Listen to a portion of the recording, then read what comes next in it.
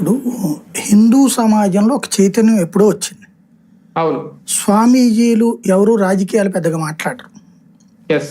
రాజకీయాలకు అతీతంగా వాళ్ళ మత కార్యక్రమాలు, దైవ బోధన, మనం ధర్మాన్ని ఎట్లా పాటించాలి, దానివల్ల కుటుంబ వ్యవస్థ ఎట్లా బాగుంటుంది, మనం ఏ మంత్రాలు చదువుకుంటే ఏం ప్రయోజనం ఉంటుంది, ఇవే చెప్తున్నారు వీళ్ళు. అవును.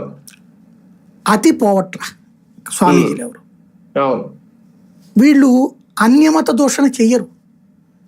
ఏ స్వామీజీ అయినా ఇస్లాం మతం ఇట్లాంటిది మంచిది కాదు ఇది అని చెప్తున్న వాళ్ళు ఉన్నారా? లేదు.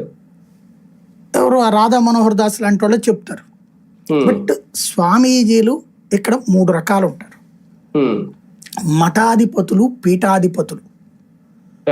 వీళ్ళు ఒక వ్యవస్థీకృతమైన వాళ్ళు. వ్యవస్థీకృతం అంటే ఈ అనుష్ఠానాలు చేయడాల దగ్గర నుంచి నిరంతరం మంత్ర పఠనాలు, ఈ కార్యక్రమాల్లో ఉన్నోళ్ళు ఎవరు అంత రెచ్చిపోయి మాట్లాడరు. ఇప్పుడు కొంతమంది ఈ మధ్య ఆశ్రమాలు పెట్టుకున్నటువంటి వాళ్ళు ప్రచారం కోసం మాట్లాడుతున్న వాళ్ళు ఉన్నారు. నేను ఒప్పుకుంటుంది. అది అడ్డదిడ్డగా మాట్లాడట్లా. కొంతమంది ఒకళ్ళిద్దరు ఉంటున్నారు, అది కూడా తప్పు. అడ్డదిడ్డగా మాట్లాడటం ఏ మతంలోనైనా సరే ఒకళ్ళిద్దరే, అది కూడా ప్రచారం కోసం చేస్తున్నారు. దాన్నైనా తప్పుపడతా నేను. అన్య మతాన్ని దూషించడాన్ని